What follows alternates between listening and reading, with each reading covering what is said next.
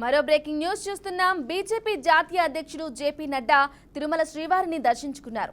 కాసేపట్లో తిరుపతిలో ఆయన ఎన్నికల ప్రచారంలో పాల్గొననున్నారు.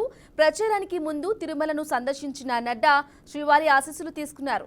ఎన్డీఏ కూటమి అభ్యర్థుల గెలుపు కోసం జేపీ నడ్డా ప్రచారం నిర్వహిస్తున్నారు. మహాత్మా జ్యోతిరావు పూలే విగ్రహం నుంచి 4 కాళ్ల మండపం వరకు నిర్వహించే రోడ్ షోలో నడ్డా పాల్గొంటారు. ఆ తర్వాత ఆదోని ఎన్నికల ప్రచార కార్యక్రమానికి వెళ్తారు. लॉर्ड वेंकटेश्वर का आशीर्वाद प्राप्त हुआ।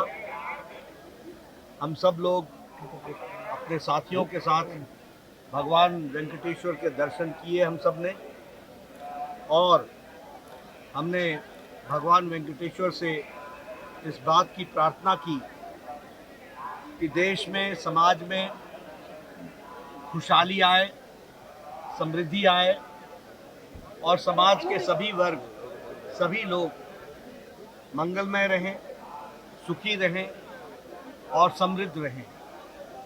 साथ ही साथ हमने भगवान वेंकटेश्वर से ये आशीर्वाद भी मांगा कि प्रधानमंत्री मोदी जी के नेतृत्व में समृद्ध भारत, सक्षम भारत, सुरक्षित भारत उनके नेतृत्व में आगे बढ़े। రైట్, ఇదే విషయంపై మరింత సమాచారం మా ప్రతినిధి గోపినాథ్ తిరుపతి నుంచి అందిస్తారు. గోపినాథ్, చెప్పండి. బీజేపీ చీఫ్ జేపీ నడ్డా ఈరోజు తిరుపతిలో ప్రచారం సాగుతుంది. ఎన్నికల ప్రచారం ఇలా సాగుతుంది, అలాగే కూటమి నేతలు ఎవరెవరు పాల్గొంటున్నారు? బ్రాహ్మణి, మొత్తం మీద బీజేపీ జాతీయ అధ్యక్షుడు జేపీ నడ్డా తిరుమలకి రావడం జరిగింది.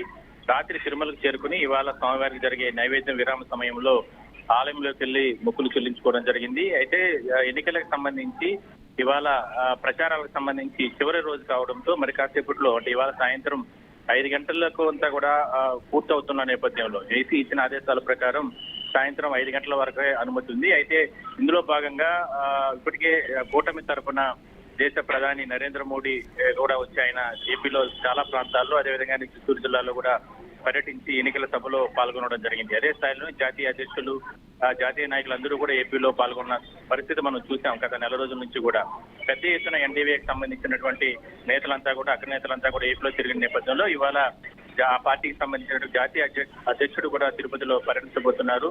అందువల్ల తిరుమలకి వెళ్లి శ్రీవారిని దర్శనం చేసుకున్న తర్వాత ఎన్డీఏ కూటమి ప్రభుత్వం ఇక్కడ ఏర్పాటు అవ్వాలంటూ కూడా ఆయన స్వామివారి ఆలయంలో ప్రత్యేక పూజలు నిర్వహించడం జరిగింది. అదేవిధంగానే ఆలయం బయట వచ్చిన తర్వాత కూడా మీడియాతో మాట్లాడుతూ ప్రజలందరూ సుఖ సంతోషాలతో ఉండాలి, అదే స్థాయిలోని ఏపీ అగ్రగ్రామిగా ఎదగాలి అంటే ఖచ్చితంగా కూటమి ప్రభుత్వాన్ని అందరూ కూడా కలిసికట్టుగా తీసుకురావాలంటూ కూడా ఆయన కోరడం జరిగింది. అయితే మరి కాసేపట్లో తిరుపతిలో జరుగుతున్నటువంటి ఎన్నికల ప్రచారంలో కూటమి అభ్యర్థుల్ని అంటే తిరుపతి ఎమ్మెల్యే అభ్యర్థి అరణి శ్రీనివాసులను, ఎంపీ అభ్యర్థి వరప్రసాద్ను బీజేపీ తరఫున గెలిపించాలంటూ కూడా ఆయన ర్యాలీలో పాల్గొనబోతున్నారు. తిరుపతిలో ఉన్నటువంటి జ్యోతిరావు పూలే విగ్రహం నుంచి గాంధీ రోడ్ సర్కిల్ వరకు దాదాపుగా 2 కిలోమీటర్ల వరకు కూడా ఆయన ర్యాలీలో పాల్గొని దాని తర్వాత పబ్లిక్ మీటింగ్ లో కూడా ఆయన పాల్గొనే అవకాశం ఉంటుంది.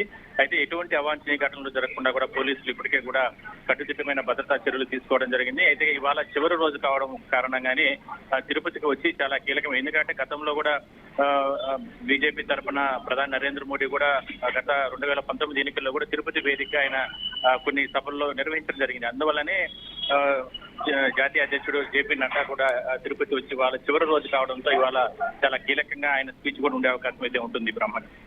Okay, thank you Gopinath.